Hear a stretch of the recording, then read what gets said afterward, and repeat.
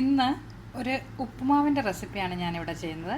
നിങ്ങൾ സാധാരണ കഴിച്ചിട്ടുള്ള ഉപ്പുമാവിൻ്റെ രുചിയിൽ നിന്നൊക്കെ കുറച്ചുകൂടി നല്ലതായിരിക്കും ഇത്.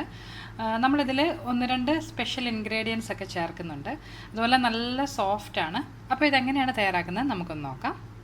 നമ്മുടെ ഉപ്പുമാവ് ഉണ്ടാക്കുന്നതിന് ആദ്യം തന്നെ നമുക്ക് റവ ഒന്ന് വറുത്തെടുക്കണം.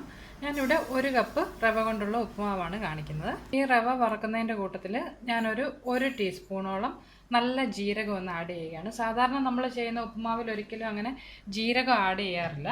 പക്ഷെ നിങ്ങൾ ഇങ്ങനെ ഒന്ന് ട്രൈ ചെയ്ത് നോക്കണം. നല്ലൊരു മണവും നല്ലൊരു രുചിയായിരിക്കും.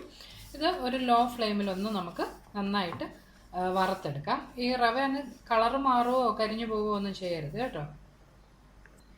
ഈ റെസിപ്പി എനിക്ക് ശരിക്കും ഇവിടെ ഒരു ചെറിയൊരു തമിഴ് റെസ്റ്റോറൻ്റ് ഉണ്ട് കേട്ടോ.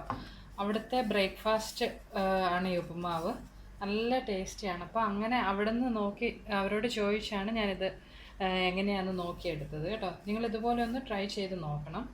ഏകദേശം ഒരു 2-3 മിനിറ്റ് ഞാനിപ്പോൾ നമ്മുടെ റവ ഒന്ന് ലോ ടു മീഡിയം ഫ്ലെയിമിലിട്ടൊന്ന് വറുത്തെടുത്തിട്ടുണ്ട്. ആ ജീരകത്തിൻ്റെയൊക്കെ ആ മണം നന്നായിട്ട് വരുന്നുണ്ട്. ഇത് നമുക്കിനി ഈ പാനിൽ നിന്ന് മറ്റൊരു പാത്രത്തിലേക്കൊന്ന് മാറ്റാം. അതിനുശേഷം ആ സെയിം പാൻ തന്നെ അടുപ്പിൽ വെച്ച് ഞാൻ അതിലേക്കൊരു 1.5 ടേബിൾ സ്പൂണോളം എണ്ണ ഒഴിച്ചിട്ടുണ്ട്. നിങ്ങൾക്ക് ഇഷ്ടമുള്ള ഏത് എണ്ണ വേണമെങ്കിലും യൂസ് ചെയ്യാം.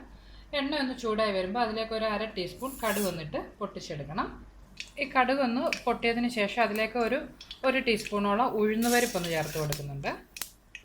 ആ ഉഴുന്നൊന്ന് മൂത്ത് വരുമ്പോൾ അതിലേക്ക് ഞാനിവിടെ ഒരു ചെറിയൊരു സവാള അരിഞ്ഞെടുത്തിട്ടുണ്ട്. പിന്നെ അതുപോലെ ഒരല്പം ക്യാരറ്റ് കേട്ടോ. ഒരു ക്യാരറ്റിൻ്റെ ഒരു പകുതി പോലും ഇല്ല. കുറച്ച് ക്യാരറ്റ്, കുറച്ച് കറിവേപ്പില, ഒരു പച്ചമുളക്, ചെറിയൊരു കഷ്ണം ഇഞ്ചി ഇത്ര അരിഞ്ഞെടുത്തിട്ടുണ്ട്. ചെറുതായിട്ട് അരിഞ്ഞെടുത്തിട്ടുണ്ട്. ഇതൊന്ന് ചേർത്ത് വഴറ്റിയെടുക്കാം. പിന്നെ നിങ്ങൾക്ക് വേണമെങ്കിൽ ഇതിൻ്റെ ഒപ്പം കാഷ്യൂ നട്ടൊക്കെ ചേർത്ത് കൊടുക്കാം. ഞാൻ പക്ഷേ ഇന്ന് കാഷ്യൂ നട്ടൊന്നും ഇതിലേക്ക് ചേർക്കുന്നില്ല കേട്ടോ. ഇതിലേക്ക് ഒരു 2 ഉണക്കമുളക് കൂടി ഒന്ന് ചേർത്ത് കൊടുത്തിട്ടുണ്ട്. നന്നായിട്ടൊന്ന് വഴറ്റിയെടുക്കാം. ഇതൊന്ന് വഴഞ്ഞു വരുമ്പോൾ അതിലേക്ക് ചൂടുവെള്ളം ചേർത്ത് കൊടുക്കണം.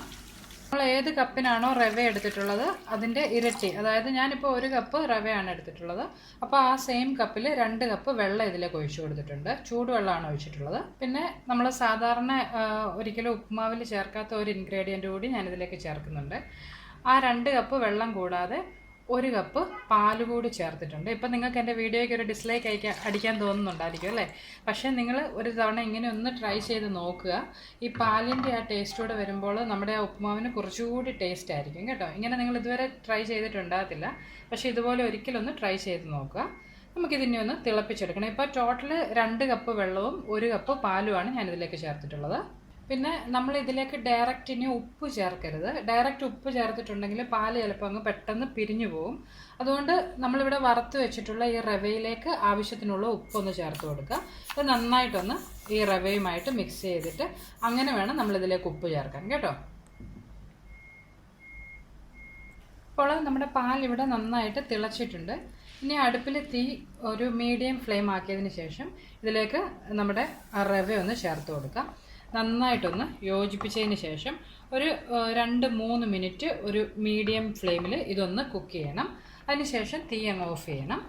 ആ സമയം നമുക്കിതിലേക്ക് ഒരു ടീസ്പൂണോളം നെയ്യ് കൂടി ഞാനൊന്ന് ചേർത്ത് കൊടുക്കണം. ഇത് ഓപ്ഷണലാണ് കേട്ടോ. നിങ്ങൾക്ക് താല്പര്യം ഉണ്ടെങ്കിൽ മാത്രം ചേർത്താൽ മതി. നല്ലൊരു ടേസ്റ്റ് ആയിരിക്കും. ഇത് ഇപ്പോൾ ഒരു 2 മിനിറ്റോളം ഇതൊന്ന് കുക്കായിട്ടുണ്ട്. ഇനി നമുക്ക് തീ ഓഫ് ചെയ്ത് അല്പസമയം ഒരു 5 മിനിറ്റ് ഇതൊന്ന് അടച്ചു വെക്കാം. ഇപ്പോൾ ഒരു 5 മിനിറ്റ് കഴിഞ്ഞിട്ടുണ്ട്. ഇതിനെ നന്നായിട്ടൊന്ന് മിക്സ് ചെയ്തെടുക്കണം.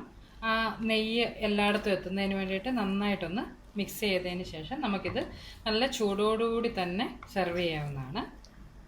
അങ്ങനെ നമ്മുടെ നല്ല ടേസ്റ്റി ആയിട്ടുള്ള ഉപ്പുമാവ് ഇവിടെ തയ്യാറായിട്ടുണ്ട്.